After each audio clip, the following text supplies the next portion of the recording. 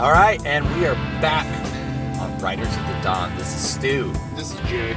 Today, we're going to continue talking about screenplays, and we're going to talk about something that you should know about, and I'm not going to say you should hate it as much as I hate it, or feel the way I feel about it, but we're going to talk about a book and a concept called Save the Cat by one Mr. Blake Snyder. And the reason we decided to talk about this is that we're like, oh, there's so much more stuff to talk about. We can talk about structure, you can talk about this, you can talk about that.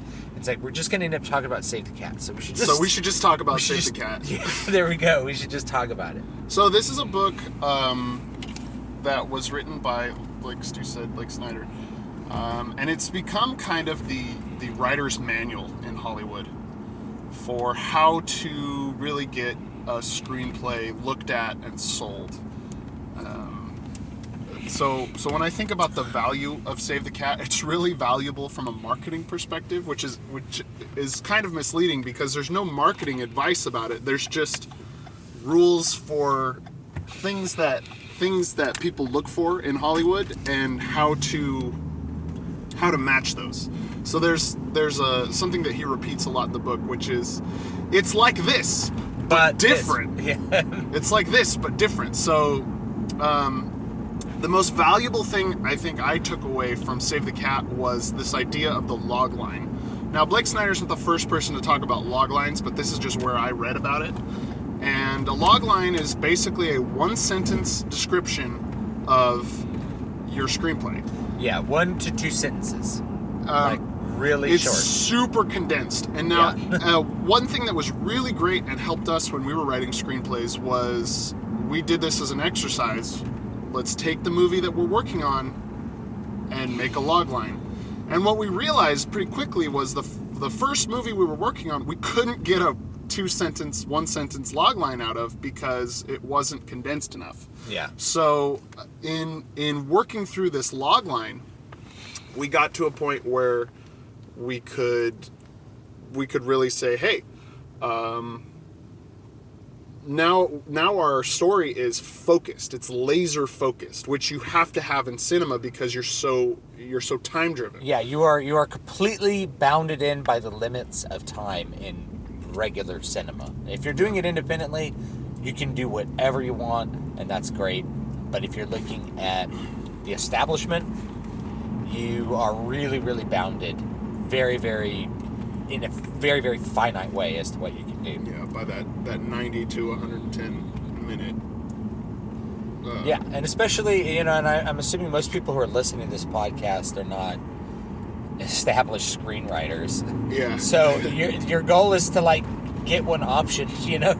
So you got to think about that. Yeah. Don't break the rules before you've made it. Yeah, don't break the rules before you know what they are. Yeah. It's like you got to break the rules. That's something Arnold Schwarzenegger would say, and it's like you do need to break the rules, but you got to pick and choose which ones you want to break and how you want to break them. If you break one rule when you're writing your screenplay, you can make it stand out. But if you break all the rules, it's not even getting read. It's going right in the garbage. Yeah. It's going right into the... Or right in the spam folder, as it would be these days. Yeah. So log lines were really important. So I'm trying to think... Gamers was one that we really distilled the... Yeah, it was like, when Adam finds himself... When Adam finds himself academically disqualified and kicked out of the dorms, he has to find lodging with 4 nerds. With 4 nerds, and...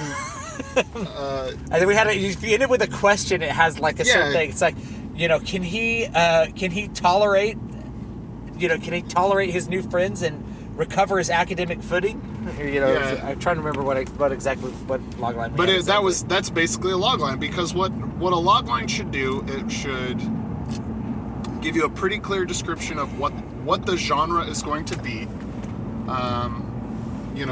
Jock with nerds. There you go, comedy, right off the bat. Then the primary conflict. Can the main character get off of academic probation and back on... Well, and he was a baseball player, so that was the big thing. Can he get back on the baseball team? Yeah. So a good logline is going to tell you the genre, it's going to tell you the main character, and it's going to tell you the problem. Yeah. So like, imagine you could create log lines for whatever movies you know, like Jurassic Park. You know, when an eccentric billionaire genetically engineers dinosaurs on a tropical island, it gets the world's attention.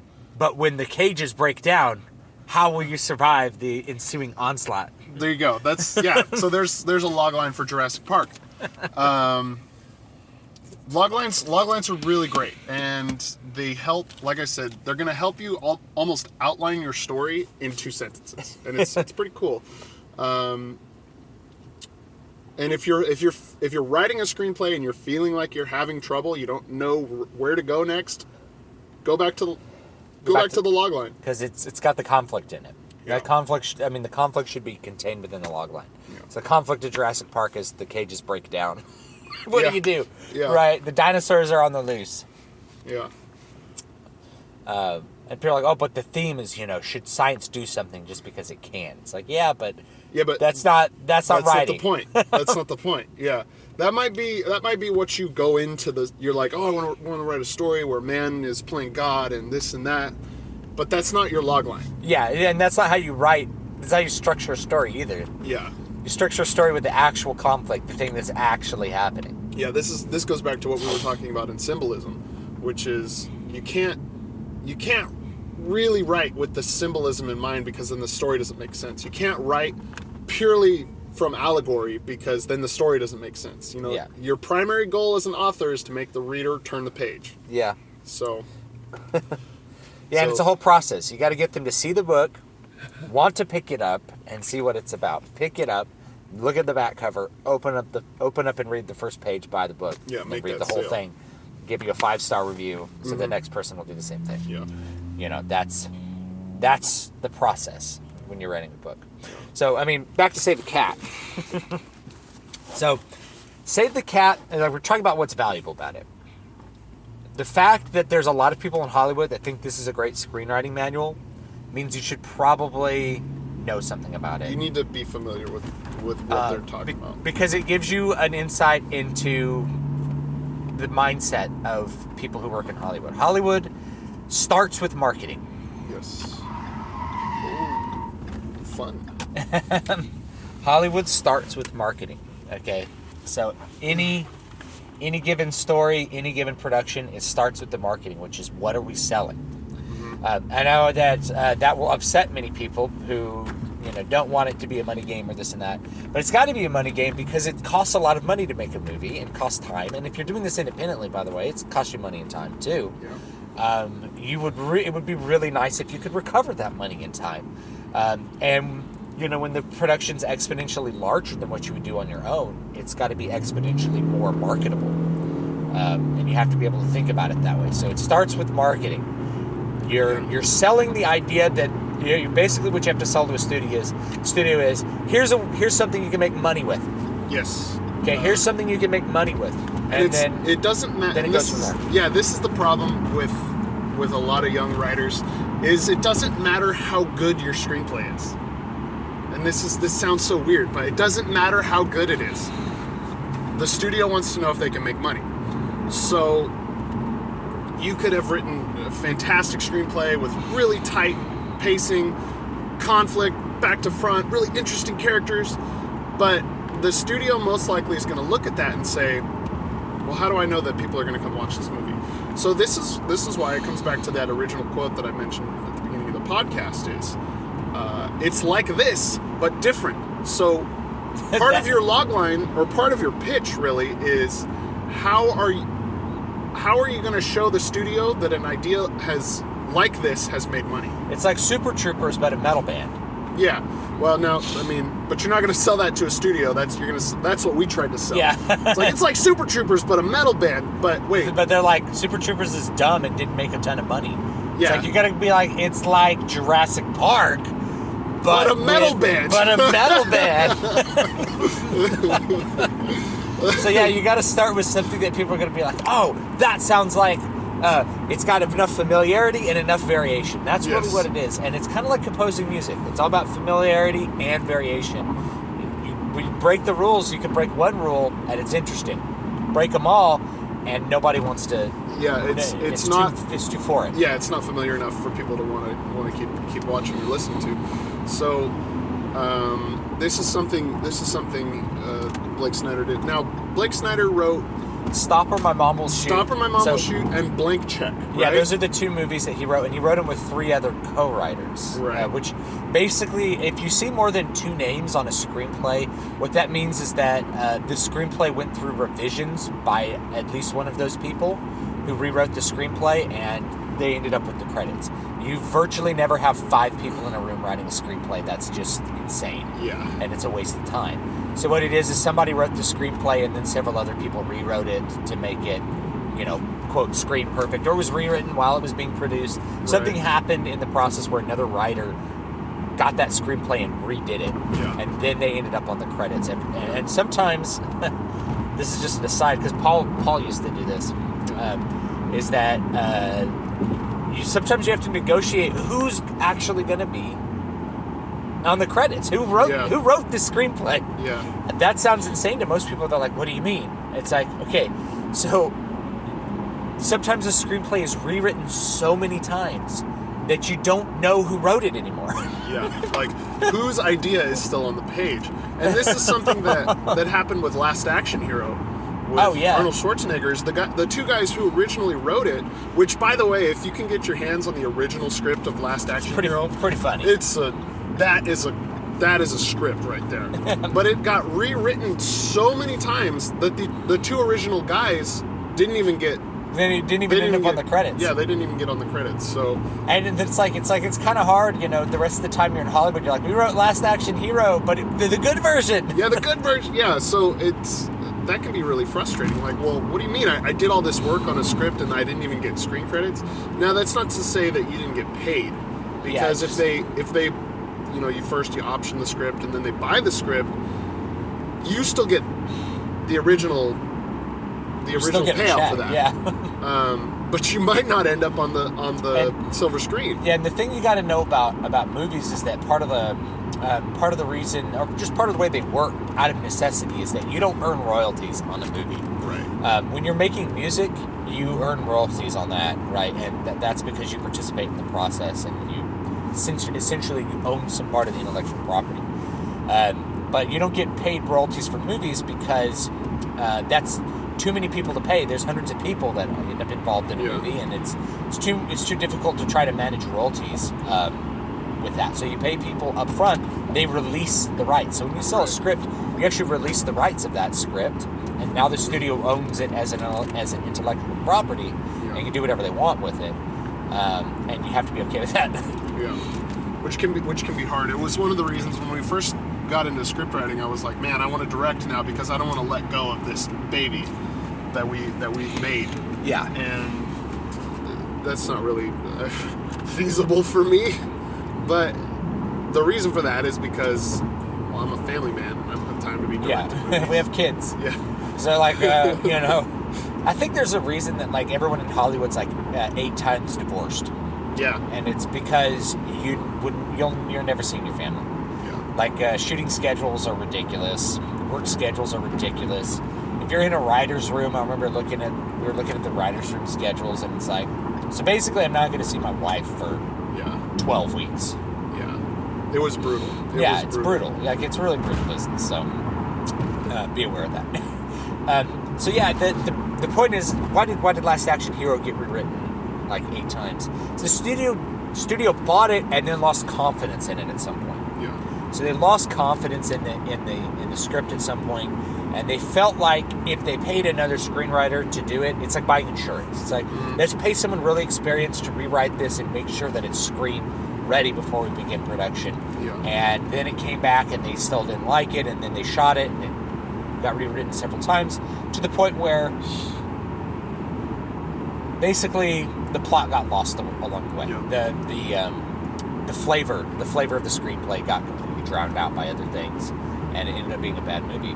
Snow White and the Huntsman, I think, was revised 32 times or something. After it was bought. It was bought. So I mean, I remember Paul talking a lot about, before he felt like a script was even ready to market, he'd rewrite it 46 times. It's insane. It's insane the amount of revisions that go into something like this. Yeah.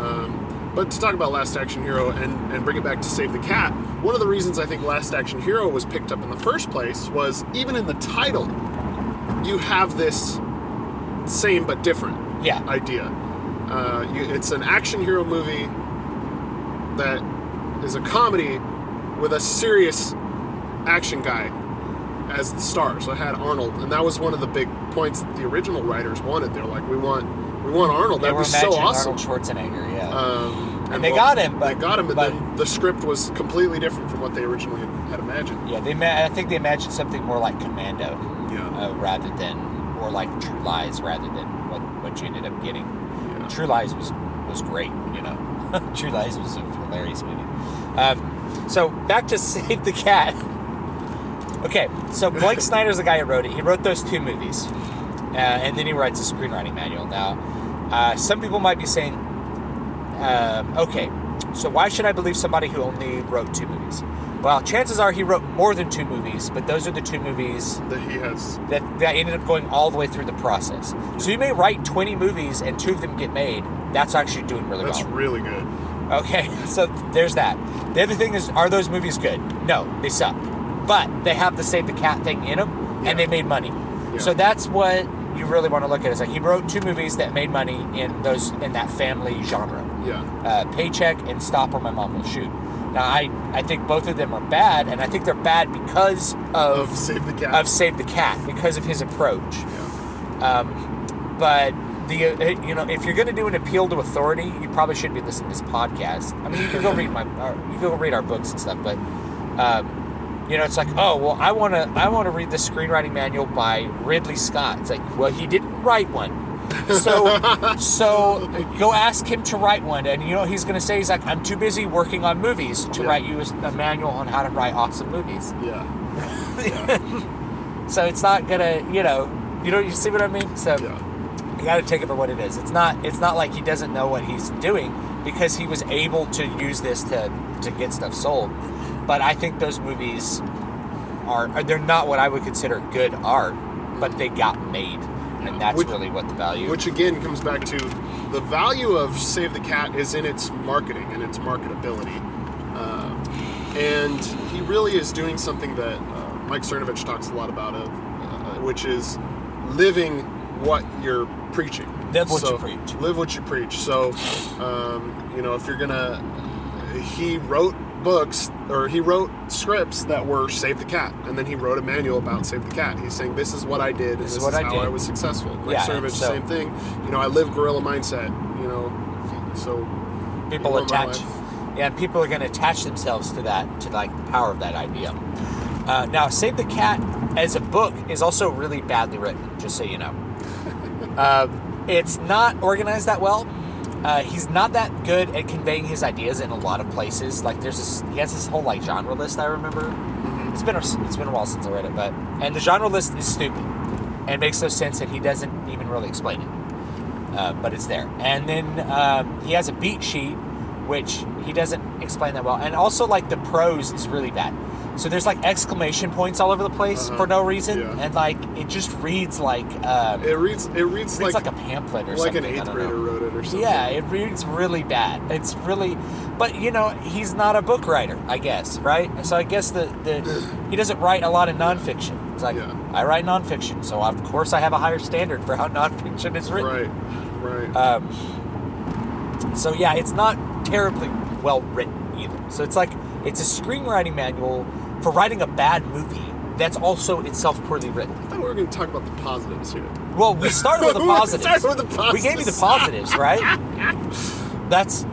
No one can say I'm being unfair when I start with like, it's really valuable for understanding the marketing mentality of Hollywood, and I really think that's the case. But it sucks. And here's the thing too, is that it also there's a thing in it called a beat sheet, and what it is. It prescribes these certain kinds of events with a particular effect that need to happen in sequence and like by the minute. At what minute of your movie this event needs to happen. The first one is the Save the Cat moment, which gets the title of the book. So the save the cat moment is basically where you take a character who seems unredeemable and you give them a redeeming quality. So you have the mobster who saves the cat. Yeah, he sees a cat caught in the tree. Yeah, and he saves the cat. And he saves, after he just got done, torturing someone, right? And he saves this cat. And you're like, oh. Or it's not just an unredeemable. I mean, any character that has flaws. Just to make you Right. care about a character that has flaws so he has like a growth. So he saves the cat at the beginning, which immediately makes you like him. And the fact that he's like a bumbling buffoon, you forgive all that because you start the movie off with positive feelings. Mm-hmm. And it takes a long time to like negate those positive feelings. Yeah. So the save the cat moment is not a bad tool. I think our biggest criticism of the tool is that it's in every single movie. Yeah, you see it all the time. And once you identify these things that Snyder identifies, you're going to see them. You can't unsee it. Yeah, you're going to see them in all the movies. It's like, oh, there's a safety cat moment. Yeah. I watched like Monsters University with, I think, my niece. Mm-hmm. And it was just save the cat. Like, it had the save the cat moment, like, at the beginning. And then it had the Dark Night of the Soul moment. Yeah. There's all these little moments where it's like, you create the highest amount of tension, he calls it, and he gives it these names, like Dark Night of the Soul. So there's a point where you like everyone is in total despair, and the goals of the conflict have been destroyed. Yeah, they seem unobtainable. And then like you being turn on it an around, alien world looking for unobtainium. Yeah, and then you turn it around and finish off the movie by actually resolving the conflict. That they go from despair to resolution. And that's it's not that's a good thing to have, but you don't have to have it in the way that it's described, and you don't have to have it in a really particular, like, oh my god, everyone has despair now. Oh, now we got victory. Now, here's what I'll counter that. You don't have to have it like that. However, this is the language of Hollywood, especially those two things, save the cat moment, Dark Night of the Soul. You're going to hear, that's what anyone is going to ask you. Like, okay, well, where's your save the cat moment? Where's your Dark Night of the Soul? So you need to kind of be aware of these two ideas and be able to sell moments in your script as those two ideas. Yeah. So, usually when you think of Dark Night of the Soul, it's right before the start of the third act, or near the end of the second act. Yeah, it's what launches the third act into play. It's what motivates the actions of the third act. Yeah. So these ideas are, and I guess we should probably just talk more in depth about them. But I don't know. That covers it, right? If you have more questions about it, it might it might seem obvious to me because I read the book and I thought it was stupid, but I think we covered that. Yeah. So I mean the thing is, like I said, you got to break a rule or two for it to be interesting. You can't. It's not good to write with all these things in your head, or you're not going to end up writing something that you care about. So this is the other thing too. Is like it's really easy to edit the genius out of a work, it's really easy to edit the flavor away. Yeah. And you just got to be aware of that. So if you're a little too focused on trying to write a save the cat script, you're going to end up writing a really bad script, because the scripts that are written totally save the cat are bad. So, but they get made is the problem. So you have to. It's about keeping those things in mind and the goal of, hopefully you're going into this, if your goal is to write screenplays, isn't specifically to make money, because you're not. But yeah, at least not for a long time. Well, and when I say that, I don't mean you're not going to sell scripts. What I mean is, like, you're not going to make a living selling scripts. You're going to have to do other things. Yeah, well, that's true. That's going to be true with anything. Right. So that's really what I mean is, if your goal is, I want to write the most popular movie of all time, well, okay, it's going to be Save the Cat. You're going to break some rules. You're going to take some risks, but it's going to be Save the Cat. and you're going to sacrifice artistic integrity to make it Save the Cat, I guess is what I mean. Yeah. Now, going back to this beat sheet, there were... he thinks of it really in this kind of 3-act format. ABC. No, that's plot. But you have kind of the introduction, which for our narrative guys is your exposition, where kind of towards the point where you realize the conflict, you have this Save the Cat moment, which is part of the beat.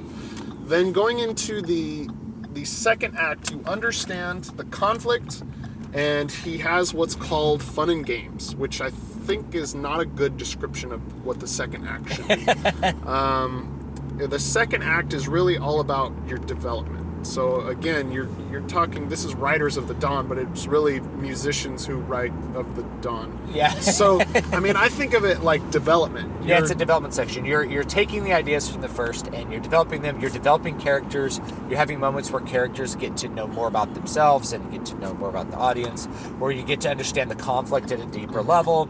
You may introduce a B story at that point, which is usually a love story. Not always, but if you're going to go by Save the Cat, it's going to be a love story. There's going to be a romantic interest. Because that heightens the audience's interest in those characters. Not only that, but it increases your market because women like that. women like romance. That's sexist. It's like, hey, marketing guys are the sexist as hell. That's how they make money. Yeah, it's it's like numbers can't be sexist. Yeah. Right? Or can they? I don't know. Sexist to suggest that the people who do marketing know what they're doing. Know what they're doing. Yeah. So that's why you have this romantic idea, because it's going to allow women to take their husbands and their boyfriends to see a movie, or it's going to allow husbands and boyfriends to take women to see a movie that they might otherwise not have any interest in. It also increases the amount of tension towards the goals. Like, is the romance going to resolve? Yeah. You can think of like True Lies, that there's a big, the whole conflict is about their marriage. Yeah. Like, that's the real conflict in the end. It's like, are they going to be able to fix what's wrong with their marriage while the nuclear bomb is going on? God, True Lies. I love that movie. It's been years since I've seen that one. Yeah, it's good though. It's really good. James Cameron's like, it's like only James Cameron could make that movie because he knows all the craft to do it. It's kind of like he's making fun of himself. Yeah. Comedians do the best job of making fun of themselves. Oh, man. So let's see. Any closing thoughts as we're thinking about Save the Cat? So take the marketing portion and know it. My advice is don't try to write a screenplay. Don't follow any manual for like your great idea. You really need to follow the creative idea. Your first draft should be all about following your creative idea to its conclusion. Mm-hmm. That should be your first draft, and worry about editing it into something people want to buy later. If you have a really, really good idea, that's going to attract enough attention for you to figure out what's wrong anyway, because people will give you probably appropriate feedback. So the thing about Save the Cat, the positive thing is it helps you understand Hollywood marketing. Negative thing is it's gonna make your screenplay not a good movie. It's not original. It's gonna be the same thing but different. It's gonna be completely predictable. Most Hollywood movies to me are completely predictable. And if you read this book and if you enjoy movies and you read this book, be prepared to not enjoy movies anymore. That's what I'll say. So and because you're gonna see every single beat in every single movie. It's okay. So here's the analogy I give, and it's the same thing with music. It's why a lot of people don't like to learn music theory. Perplexingly to me. So if you like magic, you kind of like being fooled. Yeah. The question is, do you want to be a magician? Because once you know the secrets of magic, you're able to see. Anymore. You're not going to be fooled as much anymore. You're going to pretty much not be fooled, and that makes the magic not magic. It makes some dude in a suit throwing coins up his sleeve. That's what it makes it. And so when you understand how to actually do these things, the mystic, the mystic power of the dragon flame, the mystic power of writing, the mystic power of the book, of the movie is somewhat diminished. But in another sense, when you can understand things on a much deeper level, which is great. Yeah. Yeah, and the other thing I will say in positive for Save the Cat, not necessarily in positive, more as an addendum, is it is important to understand the language of Save the Cat, because that is how people are going to be talking to you about it. Yes. So understand That's the a great language, one. especially those beat sheet points, because people are going to ask you, well, where's the Dark Night of the Soul? Where's your fun and games? Where's your Save the Cat moment? And you need to be able to answer those, especially in any pitch. Yep. All right. This has been Stu. This is Jay. You've been listening to Riders of the Dawn.